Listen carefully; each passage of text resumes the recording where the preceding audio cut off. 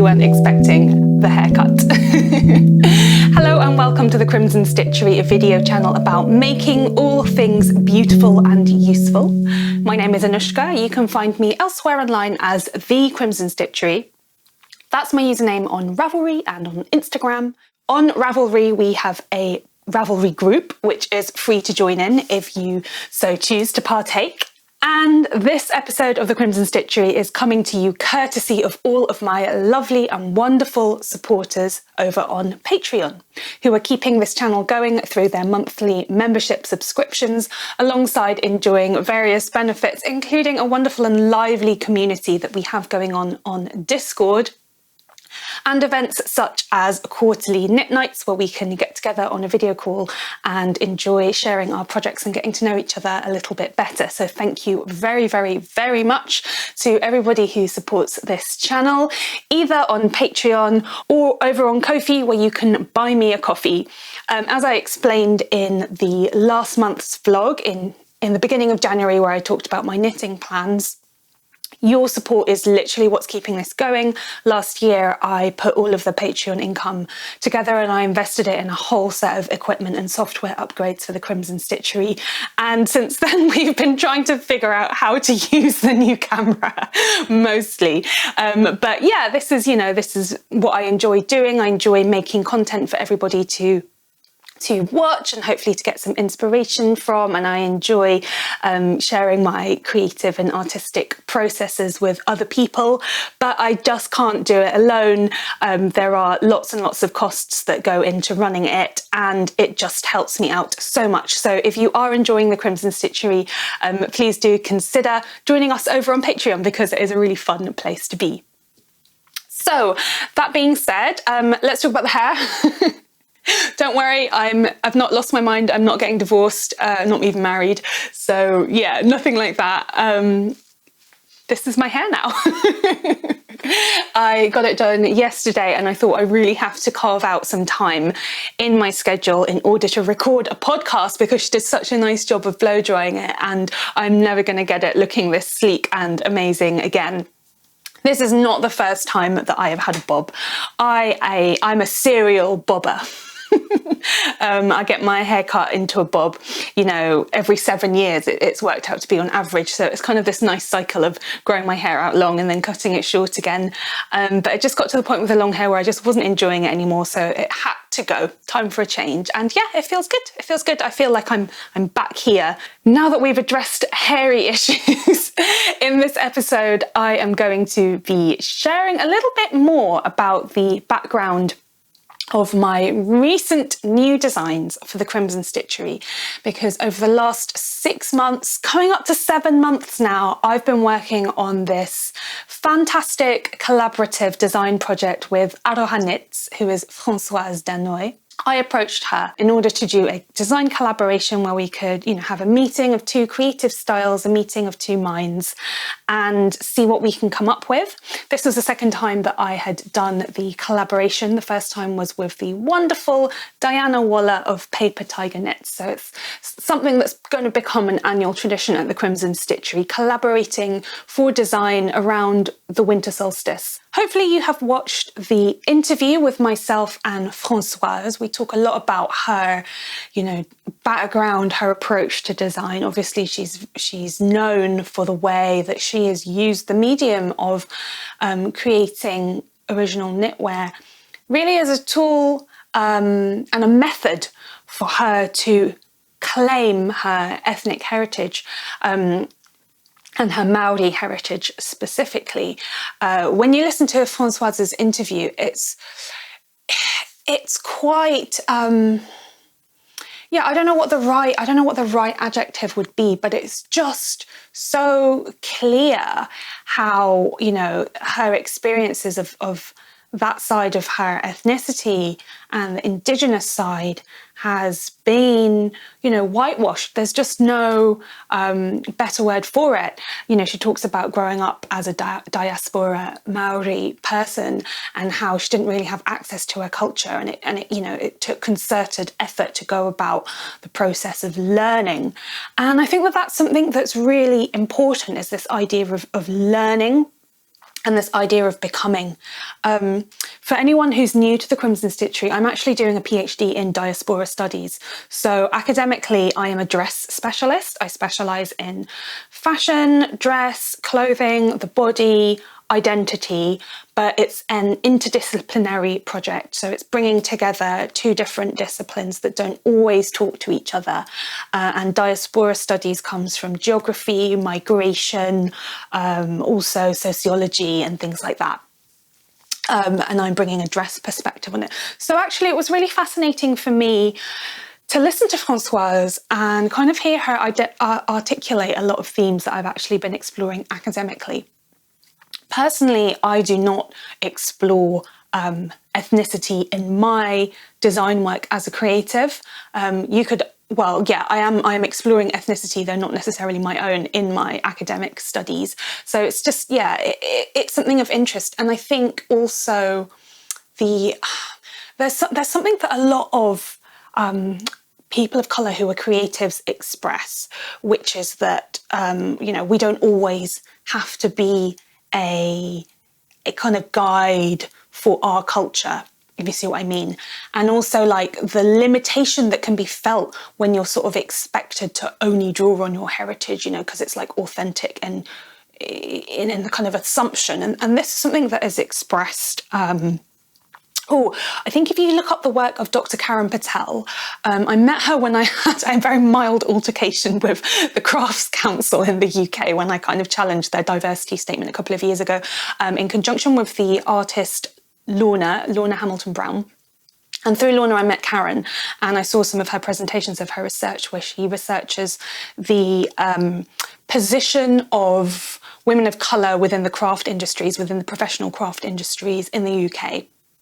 And she's done like various kind of, I think, ethnographic work and interview work and kind of written up her findings and stuff like that. And she talks about how craftspeople, I think predominantly women, I think she's focused, I think it's a gendered take, talk about the kind of expectation of sort of, you can only do things related to your heritage, and then, it kind of becomes a double bind in a way.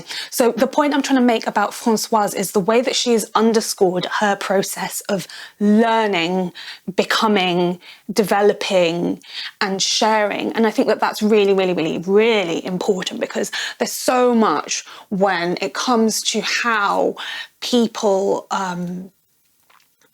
I hesitate to use the word ethnic minorities, but really it's ethnic minorities in the West, or, diasporan communities in the West. There's this idea that the cultural knowledge is intrinsic, and that it's kind of passed down through the generations and you just kind of know it. But actually you don't just know it, you have to go out and study it. And actually, Françoise talks about learning Te Reo Maori, the language of her grandfather. And that's like a concerted effort, and she's using her work, her artistic practice, her creative practice to educate others as well, and to share and to raise awareness. Raising awareness seems a little bit trite, but it's really just like this whole process of becoming and claiming and reasserting the right to claim that heritage that her artistic practice has become part of. And I think that that's so interesting, because it totally goes against the idea of essentialism, that, you're kind of something because that's what you are and that's it. It's actually about deliberate and direct interaction with the outside world. Can you tell that I'm writing up a PhD chapter at the moment? Not about the Maori diaspora in North America. It's not. But anyway, so that's the interview. In the interview, we also talk about our collaboration together, and I thought that I would introduce my patterns to you now and talk and share with you my process when it came to design, because this was really an artistic project. And that's why I underscored at the beginning of this video how important my Patreon supporters have been, or just my supporters in general, whether you enjoy my work, so you buy my patterns in order to support me and you knit it and you share them, or if you've joined the Patreon, or you bought me a coffee, it just all adds up. Or even if you just watch my videos and you like them and you comment and you share them with people that you know through word of mouth, because what I've been doing for the last 6 months, yeah, it was an artistic project. It took a really long time to come together. At certain points, I tried to rush it and it just ended up creating more work. So it kind of had to take the amount of time that it did. And I think that that's really important to underscore, and underscore here on YouTube, which is that there's this idea that, you know, making content, like, it's so fast, you know, we consume it very, very quickly and it's kind of throwaway. But actually, that's not the kind of work that I do. I'm not doing, you know, reels and TikTok videos of me doing stupid dances that I can just film and then walk off. You know, everything about this is taking a lot of time. I know that as a video maker, content creator, and also as a knitwear designer, I know that I can speed up my processes, and that's kind of happening. But sometimes you just need the space, and I couldn't do that without my supporters. I just couldn't. It wouldn't be financially viable. I think especially because I'm in a position now where I have, you know, I've expressed quite publicly that I have to slow down the amount of content that I'm creating, because I'm at this point where my so-called day job, you know, my studies, you know, that's coming up because I'm trying to finish this thesis.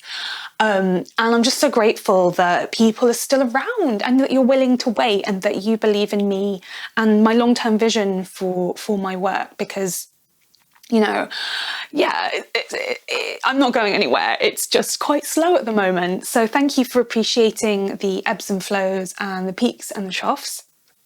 Let's talk about my design. So I really wanted to share this with you because there's quite a lot to say about the way that I chose yarns and the way that I worked with yarns. So I'm just grabbing my swatches here. So for anyone that, you know, hasn't got my newsletter, hasn't followed me on Instagram, or hasn't watched the last video, so just by the way, do sign up to the newsletter if you haven't done already, because you will get notification and you will get discount codes that are not available elsewhere. You know, I really want to thank my newsletter subscribers, and so any kind of special offers and discount codes and stuff like that, you know, it's going to be channeled into the newsletter very much, because I think it's important to value your creative work. I think it's very easy to devalue it and just to say, oh, it's nothing, it's this, that and other. But actually, no, you know, like I've just explained, this has been like the best part of 7 months work. Not full time, but, you know, it's been going on in the background. It's been on my mind. The ideas have been brewing and percolating. Yeah, so because I value my creative work, I also want to value the people that are the most, you know, supportive and enthusiastic about it. So, like, get the newsletter is what I'm trying to say. But yes, so winter solstice, invited Françoise. The first thing that she said was, we're talking about taking the winter solstice as our opening point for this design. I want to explore Matariki. She said to me, I've been thinking about exploring Matariki for a long time, and, you know, this is a great opportunity to do it. And Matariki is the Maori New Year. And it's in the winter solstice in New Zealand. So it is actually in June, right? So we haven't quite got the right month, but you know, it is what it is.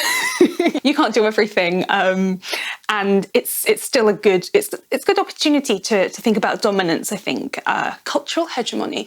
You know, it's a good opportunity to think about Northern Hemisphere dominance. So there you go, you know, lots of geopolitical education through knitting. And, you know, everybody that does knitting knows that, like, knitting and globalization kind of goes hand in hand. But I think knitting is very, there's still a lot of, like, negative images about it surrounding the wider media, which is why it's so amazing to have knitting online, because, you know, we can see, like, the most exciting things that people are doing kind of in real time, rather than these kind of out-of-date images of how it is, you know, in the more mainstream media. So, okay, the theme is the winter solstice. So we decided to make it all about the starry sky and starlight. And my two designs are the Starlit Night fingerless mitts and the Bundle of Stars shawl. Here are the yarns that I worked with. I've got leftovers. I've got lovely, lovely worsted weight superwash merino hand-dyed yarn by the Urban Pearl. And I've got mohair silk lace weight by Ito. So it's Ito Sensai. I love the way that Ito Sensai is packaged. Isn't that just so pleasing? It's really satisfying. Okay, so we wanted the hand-dyed yarn that was very clear early on to represent a night sky background. And I love Layla's yarn. This is the second time that I have used Layla's yarn, the Urban Pearl, in an original design for the Crimson Stitchery. The first time that I did it was just before the pandemic for my Sagittate cowl, and I used a sport weight superwash merino hand dye in this amazing shade of pink. And then here I've got a worsted weight, which is, it's really like a DK. It's like a very plump, heavy DK.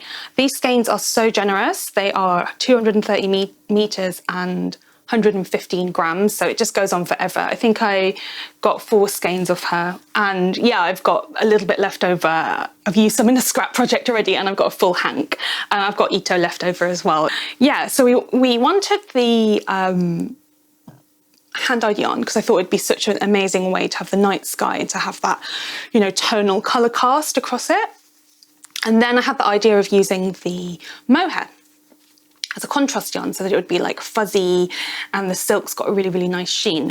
Now, what I want to share with you today are my swatches, because I had a really fun time exploring with these different yarns and exploring the effects that I can get. And what I want to show you is, I think it will come across in this one, hopefully. Can you tell in the light? So this is the blue background and the silver stars in the colourwork pattern on the top. And then this is the blue background with a strand of the black mohair. So it's marled with black. So this one at the bottom, yeah, you can see, I think, is just the superwash yarn, merino. And then this has it additionally marled with the black. And it just gives it this amazing depth of colour, because the black fibres of the mohair visually pull out the darker and the blacker tones in the merino. And you know, the merino wool has been dyed with like layers of black and the darkest blues, and it's really, really beautiful. But just something about having that texture with the marl. If I hold it to the side as well, you can really see, like, this is yarn porn, right? This is fibre porn. You can see that halo. And it's very, very subtle. So that's it without the halo. You know, it's a smaller halo because it's still got a bit from the silver, but it's just more flat. So having that black yarn in the back gives it this richness and this amazing depth. So yeah, I experimented with this slip stitch colourwork pattern. So you're only working one colour at a time. Great. I hate stranded colourwork. One day I'll like it. I like the way it looks, but yeah, I hate doing it. It's not a process I enjoy. I've got garter rib. This is one of my favourite stitches at the moment. I feel like I put it in everything. Oh, where's the other swatch gone? Oh, dropped it. Okay. Okay, and then this is the other swatch.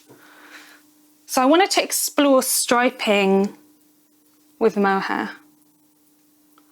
And here in the middle, you can see I tried marling the black mohair with the silver. That didn't really work.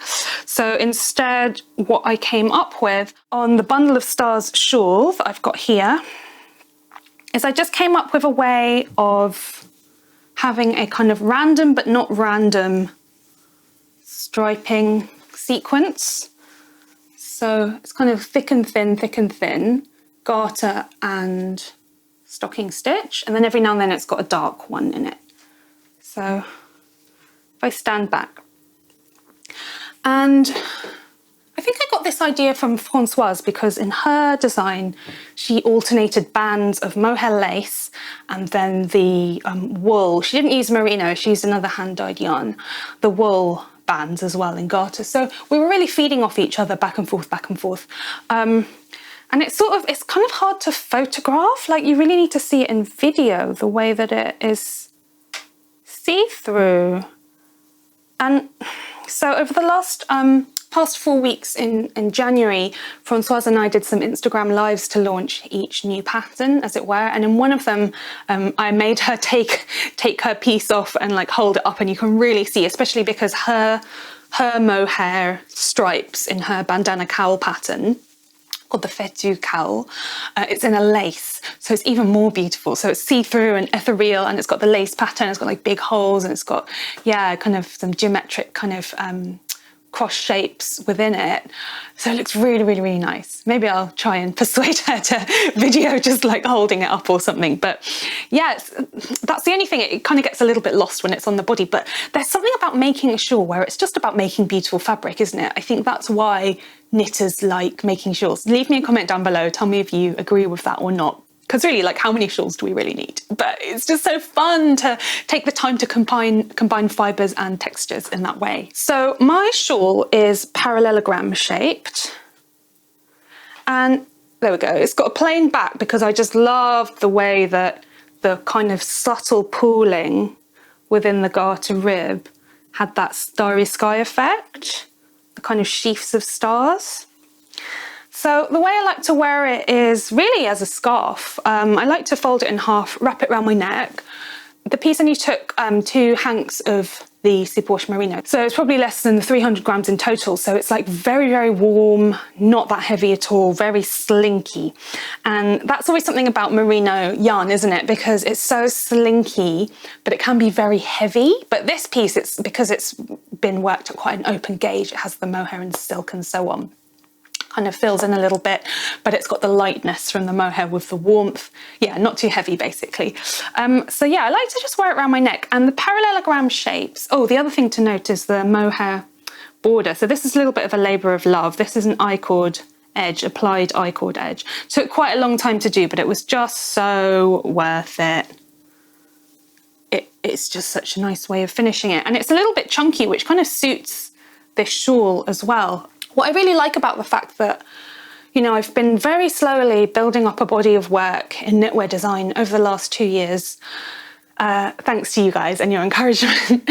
And I like the fact that my aesthetic taste, you know, is really coming through now that we see all of the pieces as a collection, because it's like, I love texture, I love colour, I love a bold use of colour. I love lace, but I don't like anything too girly, twee, you know, too delicate and fussy. It's just not me. And I think that just little details like this I-cord edge is quite chunky and it's done in mohair. You know, that's very me. That's something that I do and I've done it. So I think it's really nice to kind of look at the work on its own and have the work reflect me and my taste as an artist, rather than kind of me always just telling it verbally. So it's nice that it's just being done within the work. So yeah, it's parallelogram shaped, which means that you get these like little cutaway moments where the angle goes up and then you get straight moments of the straight edge. I also love the wrong sides of all of these fabrics. Like that's the slip stitch colorwork wrong side. The wrong side of the striping is gorgeous in the way that the mohair gets woven through the garter stripes. And yeah, well, the wrong side of the garter rib, it just looks like more garter texture without the stocking stitch smoothness of the right side. So yeah, love the wrong side. So I like the fact that the parallelogram shape kind of allows opportunities for the wrong side to peek out very easily. And there is a little bit of curling on the slip stitch one, a little bit. I blocked it out, but it's come back. But again, that just adds a little bit of interest. So very, very, very happy with that. I'll just grab the matching gloves now and put them on. They're so soft. I love the mohair trend. It's like 2 years out of date now, the kind of holding a superwash merino hand-dye with a mohair hand-dye, like super expensive, right? Thank you to Ito and to the Urban Pearl for the yarn support. Thank you so much. Yeah, I get why everyone's so obsessed with it. But when it comes to like this little glove pattern, you can get away with quite small quantities actually. So it makes it a lot more affordable. So I'll just show you the glove. So it's got similar patterns and textures really. It's got garter rib in the cuff. It's cast on with a little bit of mohair. Just a little bit of subtle cast on. I explored doing an I-cord cast on, but it just didn't work out. And I thought, let's just keep things simple. You know, not everything has to be complicated.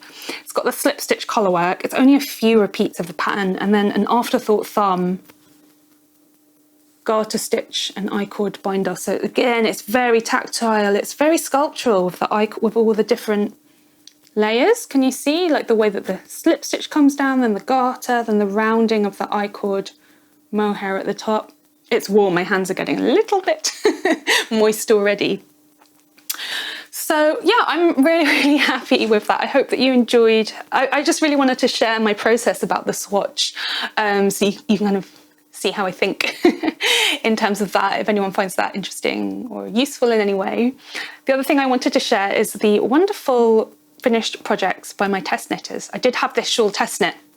It's only the second shawl pattern that I've written.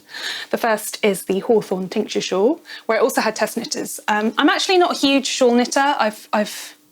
I'm a dabbler, let's face it, but I'm not a huge shawl knitter in and of itself. So it was really, really helpful to get some input and feedback from other people who are experienced shawl knitters to talk to me about, you know, how they found my pattern writing, the way that I convey instructions. I think also because in the Bundle of Stars shawl, there were so many different textures and I just felt like there was quite a lot going on, and what the best way to direct that is in a way that is clear and to the point and concise and not patronizing. You know, I didn't want to have too much information that was kind of a bit too dumbed down.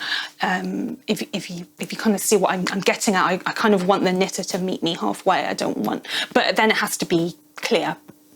Right. So yeah, I had wonderful test knitters. And what I loved about their projects is the yarns that they chose, actually the yarn substitution. So I'm going to share a few here, people that have given me permission, so thank you so much. Firstly, we've got lovely Shanti. Shanti is a regular test knitter, so thank you so much. And Shanti, as you can see, has made it in this amazing royal purple and a bright yellow contrast. So that looks really bold and quite different from mine. And then we've got Joanna, who has made a totally different version. I mean, these are all totally different versions, aren't they? And she's gone for a snowy sky rather than a starlit sky, I think. She's gone for a snowy sky with, I think she dyed these yarns herself, I believe, kind of subtle greys and warm yellow and peachy tones. So it's really important with the background of this project that you have a marl, but the marl that they're quite similarly toned, so that it's a very subtle marl, and then you can go for your big contrast in the contrast colour, which for me is silver. So for her contrast colour, she's gone for this amazing aqua mohair, which I absolutely love. I think it's so pretty, and Joanna made the gloves as well, and she's just made a lovely set, and it's actually quite nice to see how, you know, she styled it. It looks like from her photos her style's a little bit minimalist, so it's kind of nice to see it toned down in that way, because I am anything but a minimalist, as you know. And lastly, we have a lovely Heike. And Heike chose commercial yarns for her project, and I believe that she chose like an alpaca blend and commercial yarns that are easily available in Germany. And I think that this is a really nice example again. So yeah, totally different yarns to me. I think Shanti and Joanna did use similar fibres and fit similar compositions, but Heike chose things that were quite different. And I think that it's come out really nicely. Obviously, different fibres are going to behave in different ways. My fibre choices, as you've heard about, are very, very, very specific. But I like what she's done with it. It's quite a different piece, but I think it works really, really well. And it's just like, I think it's important as a knitter to continue learning and educating yourself around fibres and just getting confident with it. Swatching is a great way to do that. Sometimes you just need to kind of see it in the hand in order to work out if it's actually gonna work, because sometimes you think things will work in theory and they just don't. So there's just, yeah, nothing better than taking a little bit of time to experiment and make sure that you're happy with the decision. I mentioned the kind of feeling of like the rush of content that comes up online. Also with that, I think we have like this feeling of a big rush of finished projects that we have to just constantly be casting things off and showing them and casting things off and showing them. Or if we're not making content, like, you know, sharing on Instagram or keeping up with other people basically. And I think that it's all just a bit too fast. And, you know, really what's the rush? You know, if you enjoy knitting as a craft, like, yes, you want to finish a project, but, you know, I'm not into the idea that it should kind of be over before it's begun. So yes, I'm into swatching. I know that it doesn't always work out. It's part of it. And part of it is also just having more skills and knowledge.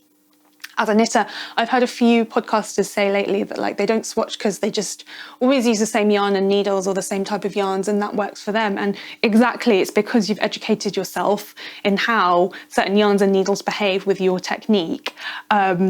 But the moment that you want to branch out, you're going to have to experiment again. So it's like, yeah, if you like what you like and you want to keep, you know, doing what you're doing, then, you know, obviously that's working for you. But it's that learning moment and that learning opportunity. And yeah, I think that is what the collaboration with Françoise has been about overall. I will also just mention that the first collaboration that I did with Diana Waller, I approached Diana because we'd kind of been messaging a little bit and I loved her work and I wanted to work with her. And she said yes. So I made the brandy butter hat and the ginger snaps gloves. And Diana made a set of patterns called Lebkuchen and Pepperkakor.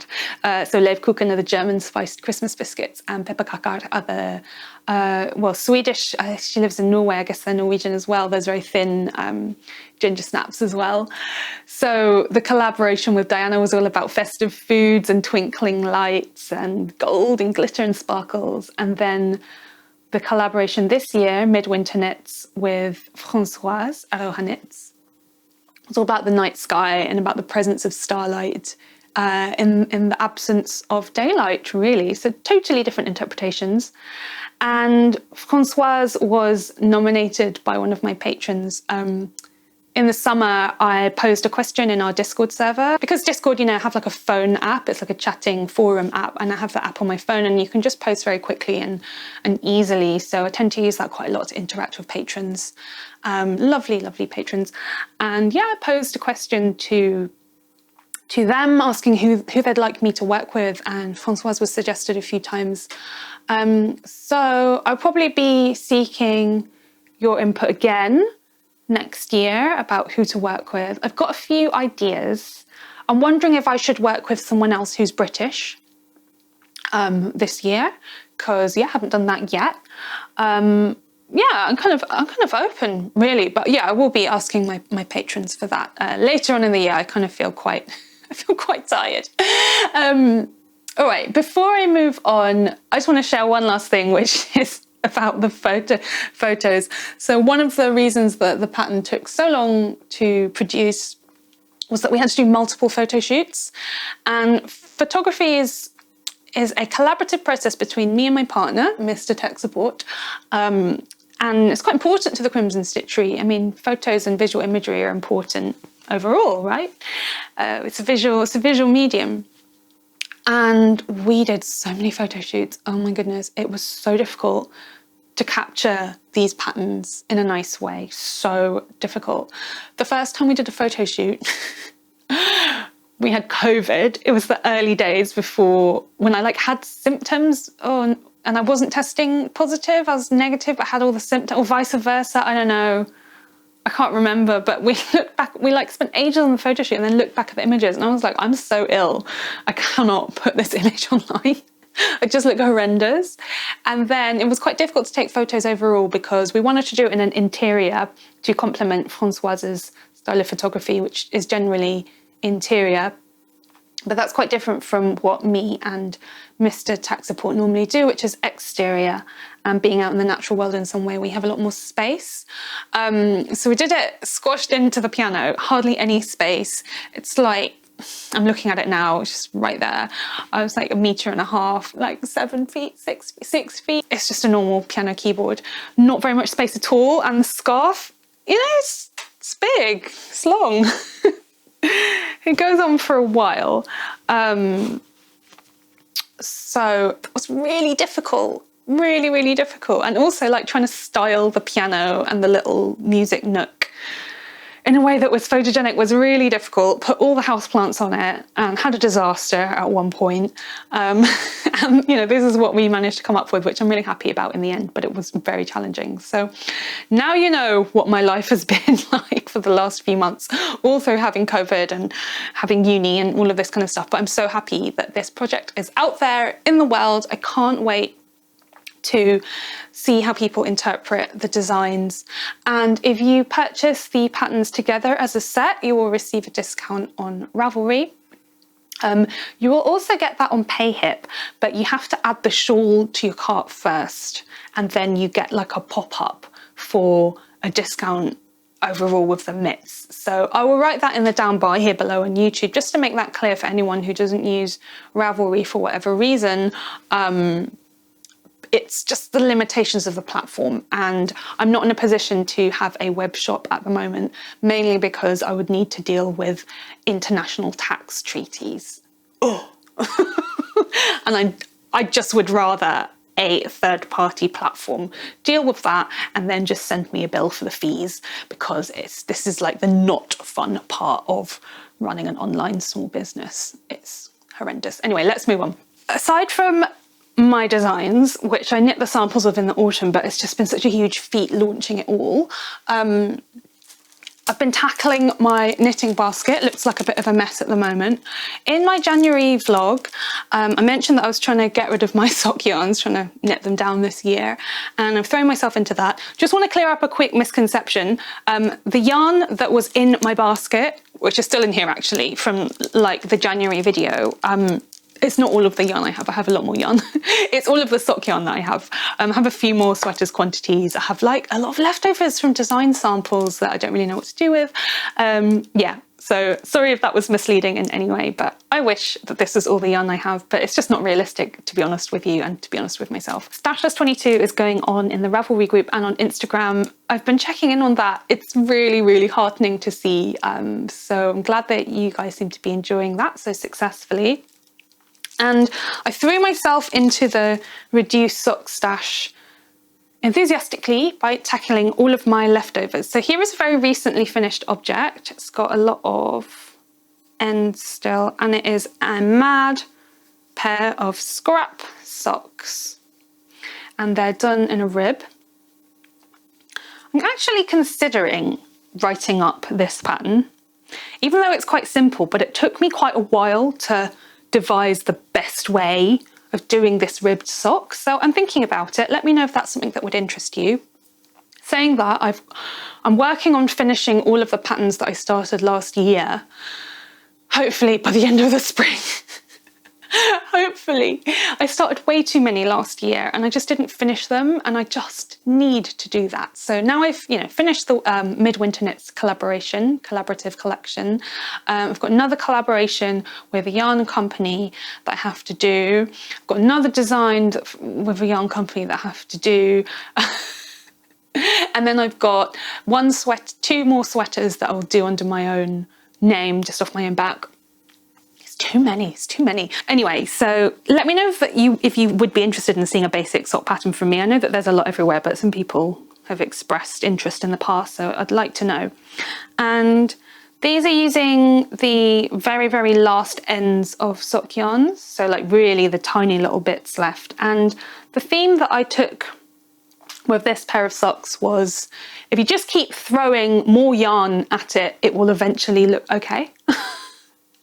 I'm probably inspired also by the Danish knitwear designer Lærke Bagger. I don't know if I've said the surname right, because I find it quite confusing that a lot of like Nordic languages swallow the G. I find that quite confusing. I think because I studied German at school, where you pronounce every single consonant. So I find the silent ones quite confusing. Anyway, sorry about that. But Lærke is known for her wild knits. She's got a huge following on Instagram. I guess she probably does more stuff for like the fashion industry, I'm guessing. She has a book as well. But she's shown like her studio quite a lot of the times, and she has just got a lot of yarn. So I think from her perspective, she's not trying to use up stash. I think she's actually designing things to look like this on purpose. So that's kind of fun. But for me, it was just keep throwing colour at it. And I did 4 row stripes. So sometimes it's a self-striping bit of yarn like that.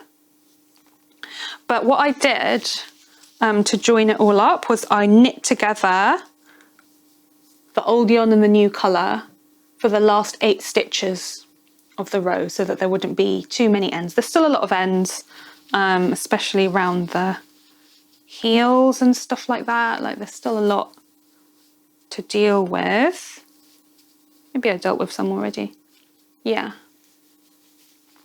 So I need to finish those off. Maybe I'll photograph them. I'm going to give these to my sister. her birthday is not till the end of the year, but I might give them to her as a belated Christmas present because we didn't have Christmas this year basically because of COVID, and she gave me a present. So it's always nice, like when you're an older sibling, when like your younger siblings are so nice to you. You're like, wow, thanks, I didn't expect that, because I'm so used to them just being like young people. It's quite nice to see them growing up so wonderfully. Bit of sisterly pride there. My sister came on the channel a few years ago when the channel was quite new, so I'll put a link to it up there in the corner. And we talked about everything that I knit her from her birth, pretty much, through her teenage years. So yeah, I think I'll give these to her. She likes to wear Dr. Martens at the moment, and I think these will be nice and comfy to wear inside those. So this is my stashless contribution. Here's my plastic bag full of all the ends. Not many left at all. It was stuffed full. So there we go, a little bit out. So that's some of what's in my knitting basket at the moment. I've actually been working and doing bits and bobs on lots of other projects as well, but I'm not going to talk through absolutely everything that I've worked on. I'm taking a leaf out of Katie Green Bean's book, because Katie tends to share just one project per discipline. So she's an illustrator, so she'll share like one knitting project and one mending project and one drawing project. Generally her drawing projects are huge as well. I'm sharing more than one project, but it just kind of struck me when she was doing her podcast that she's set up in a very particular way that like, oh, I don't have to share everything. I can just do a bit and maybe save a bit for next time. This episode's already coming out longer than I intended, but hopefully I'll save a little bit more for next time because yeah, there's loads of other bits if I'm honest with you. But I will share a little bit of mending. I've had a moment in early January when I was recovering from COVID. So I had COVID very, very mildly, but it was like having a horrible flu where you just can't move basically. And I did have some post-viral fatigue. I really do think that if I hadn't been vaccinated, it would have been a lot worse, just judging by like the things that are going around me, because I kind of had symptoms, had like all of the horrible symptoms and fatigue and snot and exhaustion, but I didn't have a temperature and I didn't go delirious. Just like really just tired and drained. So yeah, anyway, had a moment in early January where I really wasn't doing that much, but I managed to tackle my mending pile. So here are a couple of examples. So in my Hawthorn tincture shawl, I shared in the last proper podcast that was last year, how during the photo shoot, I must have snagged the shawl on a rose thorn, a wild rose thorn, because there was actually a hole in the piece and that was not great. So I can't even see it now. Basically, I think that my theory was correct because it was just one little like very clean break, as if, you know, a thorn had just sliced through. So where's it gone? Yeah, it's here, this kind of lumpy bit here. I just went in with duplicate stitch and then just kind of followed around the knitting in a line. And then I did that like for a few rows. So I did it underneath and then I did it, came back and kind of made up the hole. And then I did it again. So I caught the new stitch just back and forth a few times. And I had leftover yarn because I unraveled my swatch, another advertisement for swatching. People are probably rolling their eyes at this point. I just don't know why it's such a divisive topic. Honestly, it confuses me.